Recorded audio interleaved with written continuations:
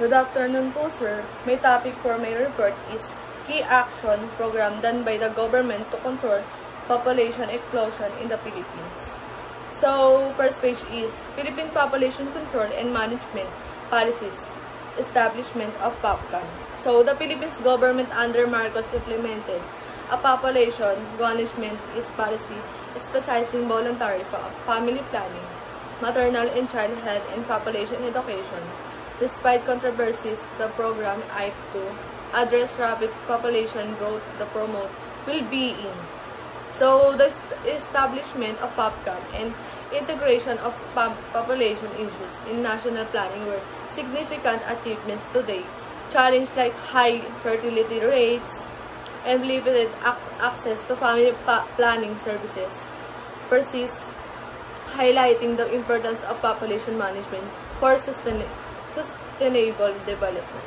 So, sa ilalim ni Marcos, na nagpatupad ang Pilipinas ng patakaran sa pamamahala ng populasyon na nakatuon sa voluntaryong pagpaplano ng pamilya, kalusugan ng ina at anak, at edukasyon sa population upang tugunan ng mabilis na paglaki ng population at itaguin ang kagalingan. So, second page is the Population Act. The Population Act RA 6365 passed in 1971 with Family Planning Part as strategy for national development. Subsequent presidential decrees required increase in participation of public and private sectors, private organizations, and individual in the population program. So, ang Population Act sa Pilipinas ay naglalayon na isulong ang responsabling pagiging magulang, bawasan ng paglaki ng population, at pagbutihan ang kalidad ng pamilya sa pamamagitan ng pagpopondo, edukasyon, paggamit ng contraceptive, at isang komisyon population. So, third is, under President Corazon Aquino 1986 to 1992, the family planning element of the programming was transferred to the Department of Health, wherein became part of a 5-year health and plan, has improvements in health, nutrition, and family planning. According to the Philippines National Statistics Office, the strong influence of the Catholic Church undermined political and financial support for family planning, so that the focus of the health policy was on maternal and child health, not on fertility education. So, sa panahon ng pamumuno ni Aquino, ang kagawaran ng kalusugan ay nagbibigay mahalagang serbisyo tulad ng pagpaplano ng pamilya, pagpipigil sa pagbubuntis, at edukasyon sa mga Pilipino sa kabila ng pagharap sa opisyon ng mga konserbatibong grupo at mga politiko. So, next, the Population Management Program, the Ramos Administration launched the Philippine Population Management Program, PPMP. In 1993, this was modified in 1999, incorporating responsible parenthood as a center then. During the Philippines 12th Century Congress 2001 to 2004, policymakers and politicians began to focus reproductive health. So, ang reproductive health law ng gobyerno ng Pilipinas na pinapakilala noong 2012 ay makabulong napakabuti ang kalusugan, ang maternal mortality, at nagsulong ng pagkapantay-pantay ng kasarian ng binibigyan diin ang pagpaplano ng pamilya at mga karapatan reproductive. So, next is responsible parenthood and family planning. So, in 2006, the President ordered the Department in Health, POPCAN, and local government to direct and implement the responsible parenthood and family planning. So, ang programa ng Responsible Parenthood at Family Planning ng Pilipinas ay nagtataguyod ng responsableng magiging magulang at pagbabawas ng kahirapan sa pamamagitan ng pagpapayo, mga contraceptive at edukasyon sa kalusugan, reproduktibo ay makabulong nagpabuti ng kalidad ng pamilya. So, next is the Responsible Parenthood and Natural Family Planning. Programs primary policy objective to objective is to promote natural family planning. So, birth spacing, 3 years birth spacing, and breastfeeding, which are good for the health of the mother and child and family. And community, while LGUs can promote artificial family planning because of local autonomy, the national government advocates natural family planning. So, ang responsible ng Parenthood at Natural Family Planning Program ay nagbibigay ng kapangyarihan sa mga mag-asawa na gumagawa ng matalinong mga desisyon sa kalusugan ng reproduktibo. Nagtataguyod ng ligtas ng kamalayan sa pagkamayabong, spacing ng kapanganakan at pagpapasuso bilang natural na kontraseptibo. Nagtataguyod ng mas malusog na komunidad at kagalingan. So next is population policy, effectiveness, and outcomes. So the population of the Philippines grew steadily from about 27 million in 1916 to over 100 million in 2018.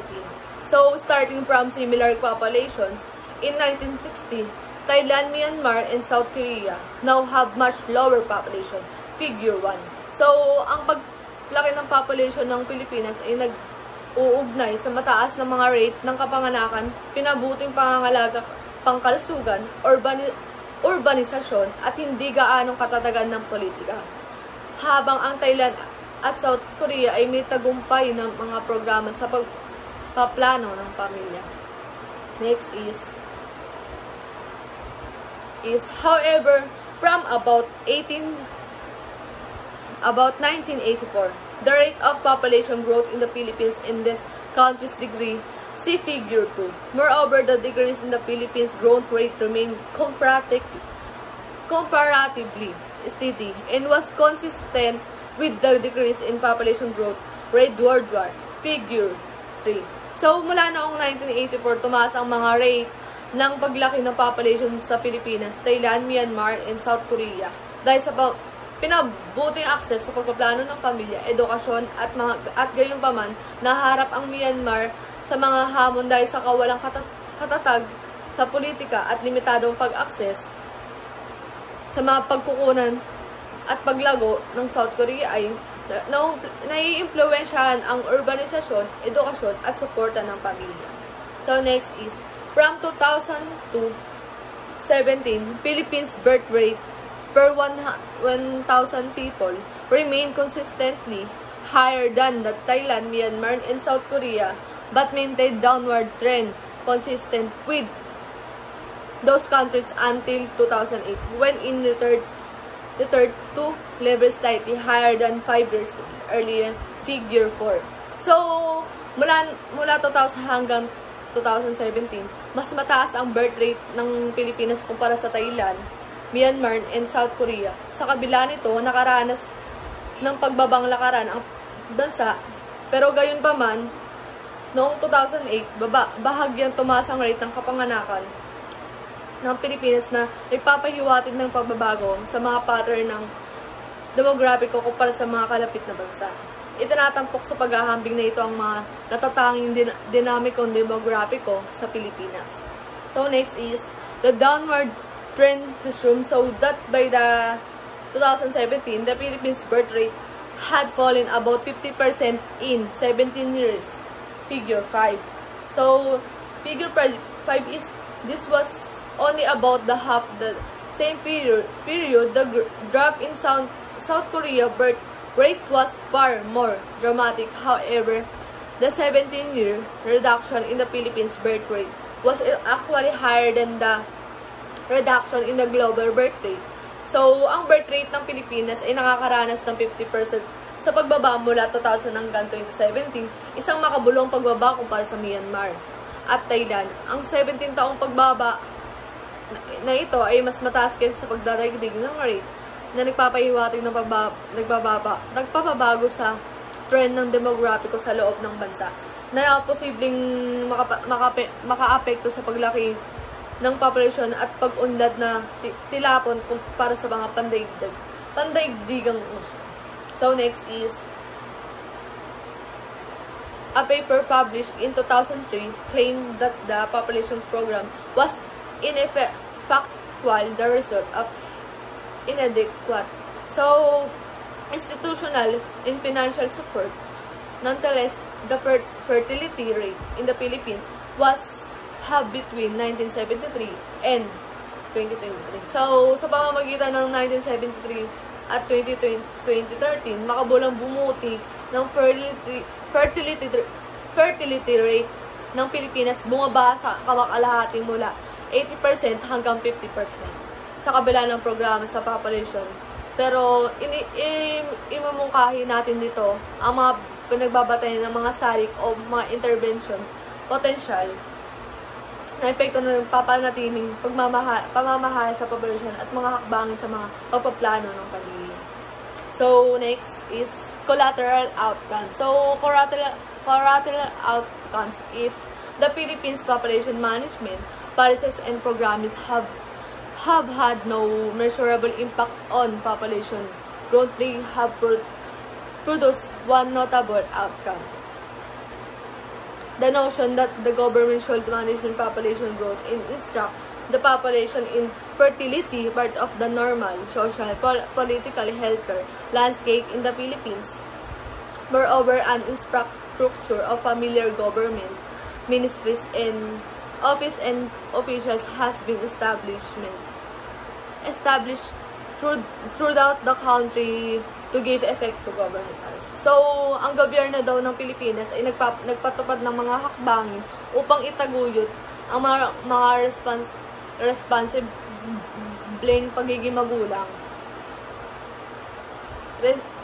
Itinaguyod ng mga responsableng pagiging magulang, ngunit ang mga mabilis na paglaki ng population, mga pamantayan sa kultura, limitadong pag-access sa edukasyon, pangangalaga, sa kalusugan, at mataas na kahirapan ay nangangailangan ng karagdagang aksyon. So, influence of the Catholic Church. Over 80% of Filipinos are Catholic, so it's not surprising the encounter assertions that population management infrastructure operations largely reflect in Catholic Church positions on family planning, which is emphasize responsible parenting, planning which emphasize informed choice is respect for life and birth spacing. The Catholic bishops the country have been accused of opposing hampering population management and fertility reduction policies. On the other hand, church officials have sometimes suggested encourage church-government collaboration partnership involving principal collaboration by the church once such partnership was formalized. So, itinataguyod daw ng simbahang Pilipino ang mga halaga at prinsipyo nito na nakikipagtulungan sa pamamahala sa mga patakaran ng pamamahalaan ng population, pagtataguyod ng responsableng pagiging magulang, natural na edukasyon sa pagpaplano ng pamilya. So, at ito pa ay suporta para sa mga pamilyang nangangailangan. So, next is, certainly, the Catholic bishop have forbidden Catholic hospitals to provide facilities and services for induced abortion, contraceptive, sterilization of the administration of artificial contraceptives, and instead the admitting privilege and are conditional on adherence to this policy. Members of Catholic religious others may administer of work in non-Catholic hospital. So, where such a service are provided only if their presence is not exploited to create a public impression that they approve of them and they do not participate in them. So, the bishops has advised Catholics working in hospitals where contraceptive sterilization, if offered, did not notify management is in writing of their constitutions refusal to directly participate sa procedures. So, ang mga obispo daw is ng Katolika ay nagtataguyod para sa mga mabahaging ethical natin na pangangalagang pangkalusugan sa mga hospital na tumutuon sa mga karapatan pasyente, mga ethical na kasanayan, komprehensibong pangangalaga para sa mga buntis na kababaihan at mga natural na pamamaraan ng pagpaplano ng pamilya.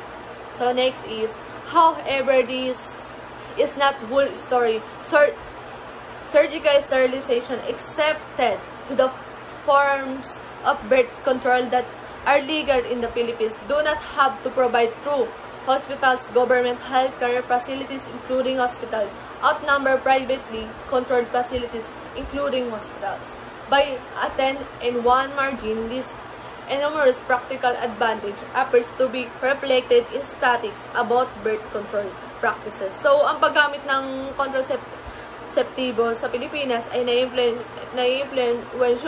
naiimpluwensyahan ng mga personal na paniniwala ng pagsaalang-alang sa kalusugan at mga layunin sa pagpaplano ng pamilya sa kabila ng mga hadlang sa kultura, relihiyon at legal. So next is, over 25 years ago, a survey of women aged 15 to 49 found that over 96% were familiar with one or more methods of family planning, including modern contraceptive methods that over 90% newer to obtain pill 80%. The EUD condom and female sterilization and 70% male sterilization of the married women surveyed, 40% were practicing some form of birth control, most often dispenses by government sources. Only 50% were using methods accepted by the Catholic teaching, and often non-users, then the 5% were obsessed to the family planning or certified religion has a reason for not using contraception. So, dito naman ay ang survey ay nagpapahiwatig ng mataas na kamalayan at pagtanggap ng mga kababaihan sapagkat ng edad na ito ay tungkol sa mga pamamaraan ng pagpaplano ng pamilya na may 40% lamang na kasal na nagbibigay diin sa pangangailangan para sa patuloy na edukasyon at pag-access.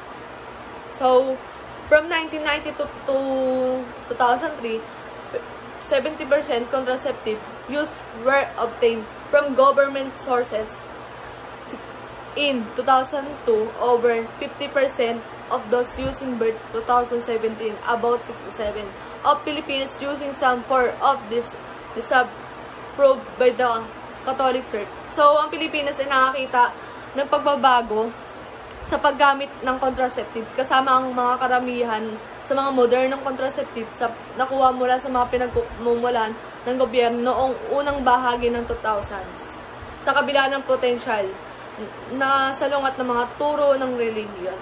So, next 10 years ago, a prominent Filipino politician offered the following summary of the political relevance of Catholic teaching on contraception. Even then, he cites recent surveys showing majority of Catholics favoring a reproductive health law requiring government of teaching family planning to the youth and government distributing legal contraceptives like condom, pills, EUDs. Religion, say Lagman, ranks only 9 out of 10 reasons why women do not use contraception. That Catholic can still be a good Catholic and use family planning methods outside only church-approved natural family planning methods has been expressed by a number of faculty and staff members of the Catholic institutions. So, Ateneo de Manila University, a position also held by University of the Philippines academicians Lagman, is himself of Catholic and goes to Mass when he can. So, binigyan din ni Lagman ang suporta ng mga Katoliko para sa mga hakbang ng kalusugan ng reproduktibo at mga karapatan ng kababaihan sa paggawa ng patakaran na binibigyan din ng mga lumalaking pagtanggap sa pamamaraan ng pagpaplano ng pamilya sa Pilipinas. So, lastly, if the Catholic Church, for the conclusion, so, if the Catholic Church has enjoyed privilege position and respect to the Philippines government policies in family planning, and if the church has hampered government efforts to control fertility and reduce the population, is seen nonetheless to have been effective in convincing most Filipinos to adhere to church teaching on contraception and sterilization, and has not prevented a reduction in the Philippines population growth or birth rate over time. Thank you.